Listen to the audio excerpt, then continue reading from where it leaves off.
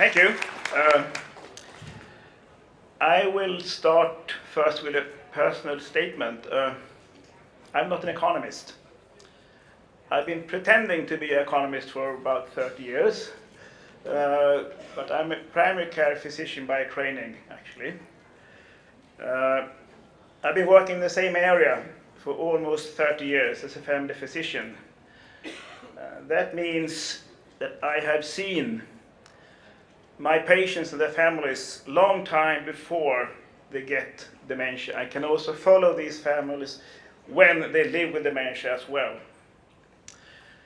So then why this interest in cost of dementia? Well, first, the global costs of dementia are enormous. I was commissioned by ADI in 2010 to try to estimate the global cost of dementia, and we came out with a figure about $600 billion US. And that's about 1% of the aggregated GDP in the whole world. It's enormous impact by one single group of disorders. And these figures, they were based on a systematic review of the published literature about cost of illness studies in the world at that time. And we divided the costs in costs for the medical sector, the social care sector, and also we estimated the costs or the value of unpaid informal care by family members and so on. For the basic quantification of informal care, we used hours in terms of basic and instrumental ADLs. For the costing, we used international database for average wage per hour.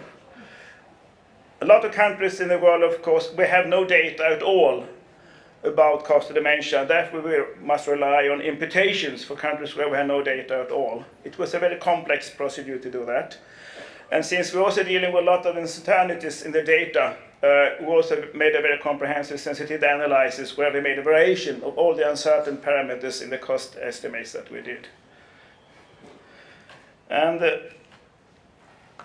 then we published a report which we think had a rather great impact on the discussions about the economic challenges of dementia worldwide. And this cost estimate was also part of this publication from WHO in 2012, which is a landmark document for WHO, because now WHO stated that dementia must be a global priority. And you know then that WHO has gone on working all these with issues as well now. So now we have also planned to have a global plan for dementia care worldwide by the initiative for WHO. Now, in 2015, we made an update because we knew that there have been more cost studies published since that. We also have much more data from low and middle-income countries in the world because, as I said, we were almost lacking data for these countries before. And we also had updated prevalence figures for the world. And also, we have an updated world-back classification because when we discussed these issues, we divided the world in 4 regions: low income, low middle income, upper middle income countries, and high income countries.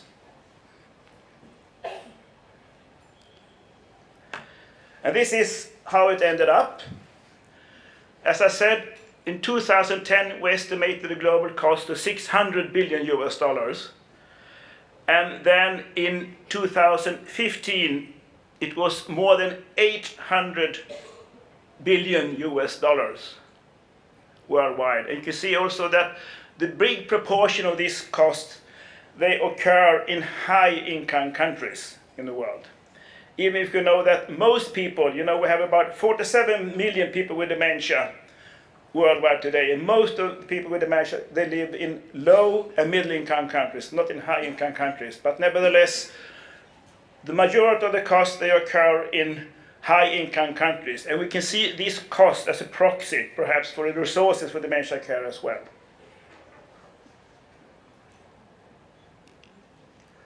Now, what is $800 billion US? It's a lot of money, of course. It's a high cost.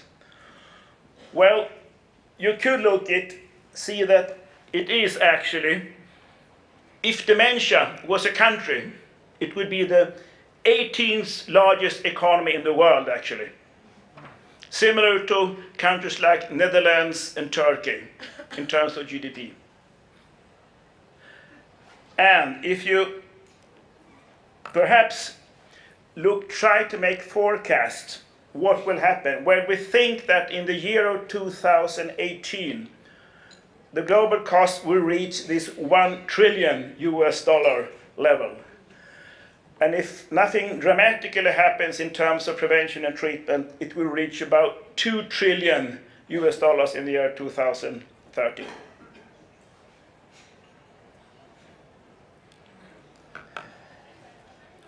As I said, we split the costs in different sectors. The medical sector, the social care sector, which includes home care, long-term care in nursing homes and so on, and also we made an estimate of the economic value of family members' unpaid informal care contributions.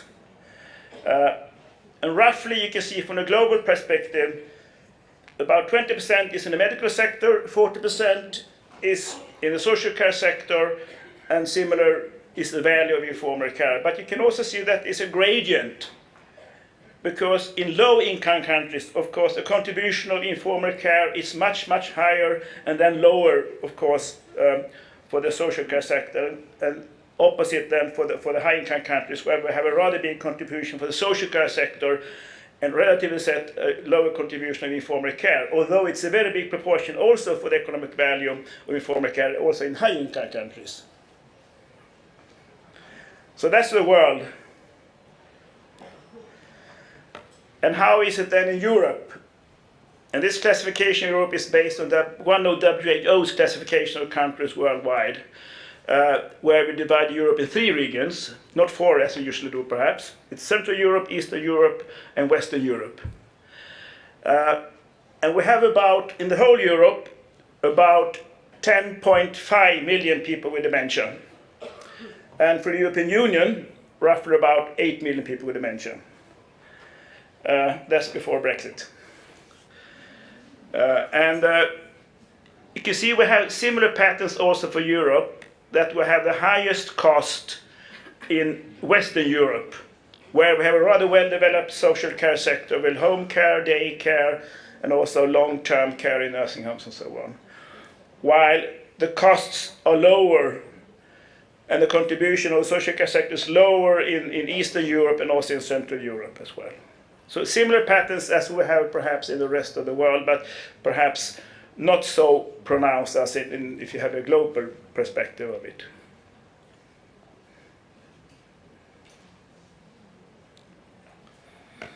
Okay, as I said, we do have great uncertainties when we make these cost estimates. And if you make an economic analysis, then you make a sensitivity analysis when you make a variation of the uncertain factors you have in your calculations then. And this is just an example. If you look at informal care, in the base option, as I said, it would result in a global cost of about $800 billion. But that based on that, we assume that we made these calculations on all supporting ADLs, both what we call basic ADLs and also instrumental ADLs. If you only look at basic ADLs, which are rather easy to quantify, we have, of course, a lower figure.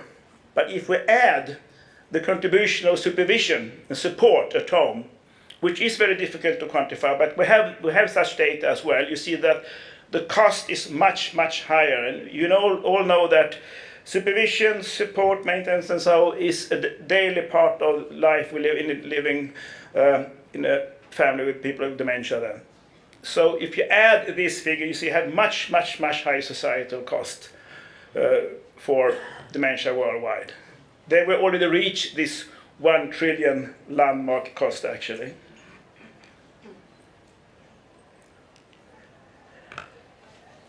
Just to illustrate it a bit more, this is a Swedish cost of illness study. It's much more detailed, but here we have made an even more comprehensive variation of the uncertain factors when we're making the cost estimates for informal care. First, we have different figures of the number of hours, but we also have different figures for the cost of informal care. And you can see that if the lowest cost figure we have is about 7 billion, this is Swedish krona, for informal care, but the highest figure is almost 10 times higher. That means it's very crucial that when you present economic calculations or estimates of dementia care worldwide, of course, and also in single countries, you need to be very transparent. How are these calculations made? Because if you have a range of a factor of 10, how you estimate the economic value of informal care, of course, it highly depends on how you do these calculations when you present such data, in a way. So the key message here is be very transparent when you present costs of informal care.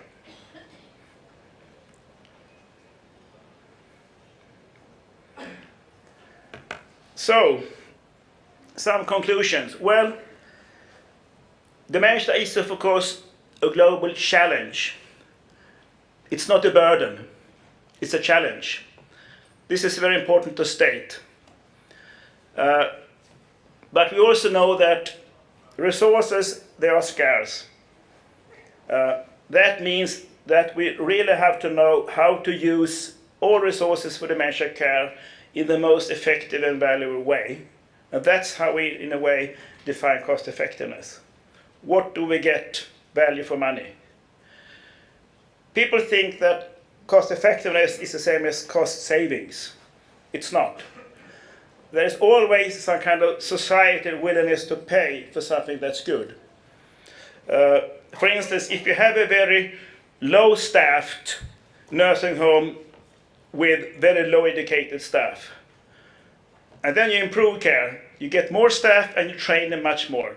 Care will get much, much more expensive, but also better then.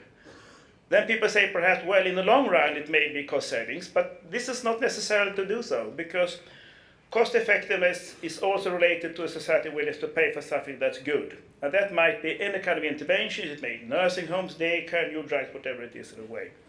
So I think it's a great misunderstanding that cost effectiveness is linked to cost savings all the time. And remember that it's not a burden, it's a challenge. And you also know that, of course, the contribution of family members is extremely important. Dementia care will not work without family members at all. And therefore, of course, any country in the world, I think Knut will discuss that, we need some kind of national plan how to handle these issues about dementia care. But then, of course, there might be hope. As I said, the prognosis about these 2 trillion in 2030, perhaps it might not be the case, because we have still great hopes, even if we have many failures, that we might perhaps develop new drugs for particular Alzheimer's disease. But there are also great hopes perhaps for prevention and risk reduction.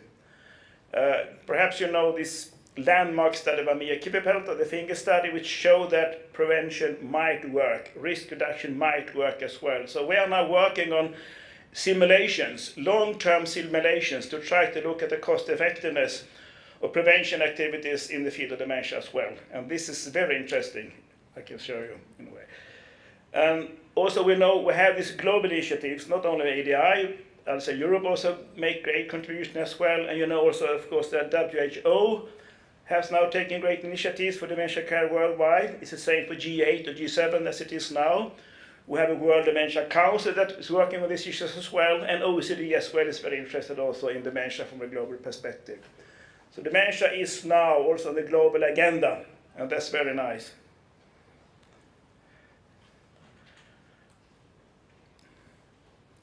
So this is just my colleagues that have been working with data about the global cost effectiveness and so on.